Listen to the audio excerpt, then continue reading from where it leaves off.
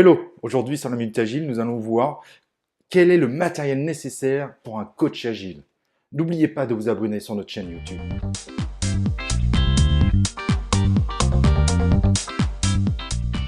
Alors pour avoir du bon matériel pour un coach agile, moi en général ce que je conseille c'est de prendre une petite trousse comme ça. C'est pas trop gros, ça se transporte assez facilement. Certains vont prendre plutôt des grosses boîtes, mais c'est plus difficile de les transporter avec tout le nécessaire qu'il y a à l'intérieur. Ça paraît évident, mais la première chose évidemment que je vais conseiller, c'est d'avoir des post-it par exemple de cette taille-là, si possible de différentes couleurs, car les couleurs peuvent nous permettre de différencier des types de choses. Par exemple, sur un board Scrum, on va pouvoir avoir les user stories pour ceux qui font des tâches techniques, et pourquoi pas le vert pour les spikes, par exemple. Ce que je recommande en général, c'est de prendre des post-it carrés, bon, les plus classiques qu'on peut trouver. Après, le plus difficile de trouver des post-it de cette taille, c'est dans les différentes couleurs.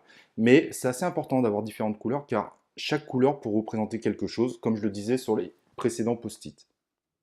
Au niveau post-it, je vous conseille aussi les petits rectangles. Donc ils sont plus petits, mais ils sont assez utiles. Par exemple, sur un Scrum Board, ils pourraient vous permettre de dire, comme ils sont plus petits, ils représentent des sous-tâches techniques. Et pourquoi pas, si jamais vous avez besoin d'avoir différents types de sous-tâches, vous pourriez avoir un vert, un jaune, éventuellement un rose, qui vont permettre de différencier un peu certaines choses. Par exemple, nous pourrions utiliser les petits carrés jaunes pour dire les sous-tâches techniques, mais on pourrait également dire que ça, c'est une sous-tâche anomalie. Le product owner a regardé un peu la user story, il a fait le tour et il y a des anomalies qui ont été retrouvées. Donc sur le board, on différencierait les anomalies des sous-tâches techniques. Ce que je peux vous conseiller également, c'est de prendre des scotch. Donc des scotch épais et des scotch beaucoup moins épais qu'on trouve dans différentes couleurs. Vous les trouvez assez facilement sur Internet. Par contre, en effet, ça prend un peu de temps à les récupérer. Si vous allez dans les magasins spécialisés dans le dessin, vous allez les payer 10 fois leur prix. Donc, je vous recommande d'acheter ça sur Internet. Ça coûte 10 fois moins cher. Par contre, ça peut mettre jusqu'à un mois pour arriver à la maison. En revanche, ces gros scotch, vous pouvez les trouver, que ce soit sur Internet. Il y a aussi également ce type de scotch qui sont vendables. Mais vous pouvez également aller, si jamais vous avez un besoin urgent, parce que vous avez un atelier dans l'après-midi, sachez que dans tous les magasins de bricolage, vous allez les trouver dans le rayon électricité. Ils sont vraiment pratiques parce qu'ils permettent de faire des boards beaucoup plus beaux. C'est quand même plus joli de mettre des scotch que de faire ça avec des stylos.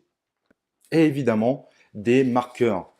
Quand on arrive dans une salle et qu'il n'y a pas de marqueur, on va devoir courir à droite à gauche. Donc, je vous recommande vraiment d'avoir des marqueurs de whiteboard avec vous de différentes couleurs. Ça permettra d'aller beaucoup plus vite et d'éviter la contrainte de «Ah, mince, il n'y a pas de marqueur». C'est dommage quand on veut dessiner au tableau.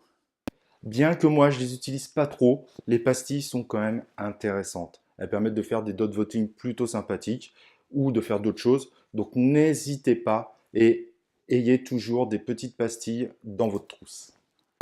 Et pour finir dans ma trousse agile, je recommande fortement d'avoir un jeu de poker planning. Super important. On sait que les équipes agiles aiment beaucoup cet atelier pour estimer leur user story. Donc, n'hésitez pas à toujours avoir un jeu de poker planning. En général, la plupart des jeux de poker planning que vous trouvez ont 4 jeux. Donc, si vous savez que vous allez voir une équipe avec 8 personnes, vous essayez de prendre 2 jeux avec vous.